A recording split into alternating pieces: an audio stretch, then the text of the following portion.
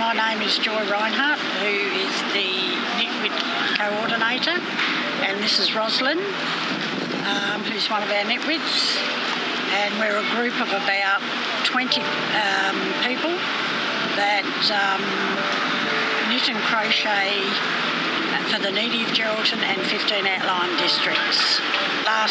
Probably last August, I had an email sent to me by a lady in Geraldton, and it read, "Here's a challenge for you, Joy," and it was to do with challenging Bridgetown, who yarn bombed their town in 2018.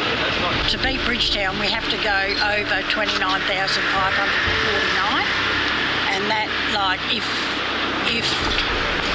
squares have been sewn together, they'll be classed as one each.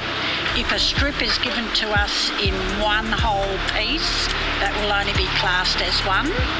And on those strips, if things have, little knitted items are being sewn on them, well, they're classed as one each as well. We had 12 months to do it, and I'm still counting. But I've been thinking positive all along. So I hope we get there. If we don't, it was still a great challenge.